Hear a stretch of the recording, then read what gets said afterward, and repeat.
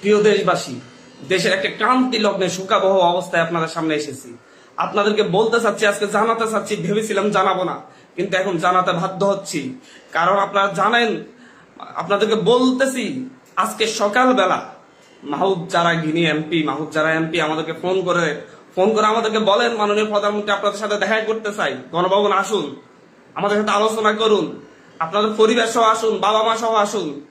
আমরা প্রত্যাখ্যান করেছিলাম, বলেছি ওনার হাতে আমাদের ভাইদের রক্ত লেগে আছে, ওনাকে বলুন সেই হাত পরিষ্কার করতে, তারপর কেবল আমরা আসবো, তারপর আমরা তার সাথে কথা বলবো কিনা ভেবে দেখবো।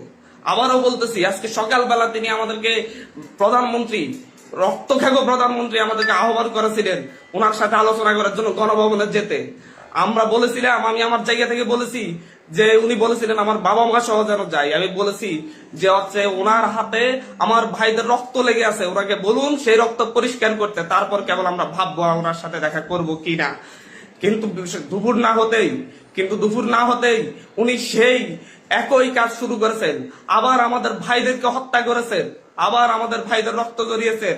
উত্তরায়, খুলনায়, হবিগঞ্জে, টাঙ্গাইলে, সিলেটে আমাদের ভাইদেরকে হত্যা করা হয়েছে।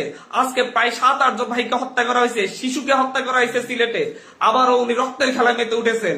একটা রক্তখাগ্য সরকার কিভাবে ক্ষমতায় থাকছে, কিভাবে থাকতেছে আমরা বুঝতে পারতেছি না। এই দেশের মানুষ রাস্তায় নামবে, খালি হাতে নামবে, উনি ডিরেক্ট গুলি করে মেরে ফেলবেন।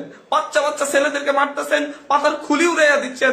এগুলো কোন ধরনের অফিসার ভাবে বাস করতেছি? এটা কোন ধরনের রাষ্ট্র? সভ্য রাষ্ট্র? এই রাষ্ট্রের মানুষজন কি মরে গেছে? আর আমরা কি আর বেঁচে থাকার অধিকার রাখি না? প্রতিটা মানুষ কি ওনার কাছে জিম্মি হয়ে আছে? যাকে ইচ্ছে তাকে হত্যা করবে, যাকে ইচ্ছে তাকে খুন করবে? এটা চলতে পারে না। এর বিরুদ্ধে আমাদেরকে ঐক্যবদ্ধ লড়াই করতে হবে। আমরা বৈষম্য বিরোধী ছাত্র আন্দোলনের পক্ষ থেকে স্পষ্ট ঘোষণা করতেছি, আগামী কালকে সারা দেশে প্রতিটা পাড়া মহল্লায় প্রতিটা জায়গায় বিক্ষোভ কর্মসূচি পালিত হবে। আর আগামী কালকের পরে পরশুদিন থেকে সর্বাত্মক অসহযোগ আন্দোলন পালিত হবে। সর্বাত্মক অসহযোগ, কোন ট্যাক্স দেওয়া হবে না এই সরকারকে, এই সরকারের অফিসে যাওয়া হবে না, কেউ তার অফিসে যাবে না, কেউ তার সরকারি বেসরকারি সকল অফিস বন্ধ থাকবে, সচিবালয় বন্ধ থাকবে, এভরিথিং বন্ধ থাকবে, গণভবনে কোনো ভাস্কারে ঢুকবে না।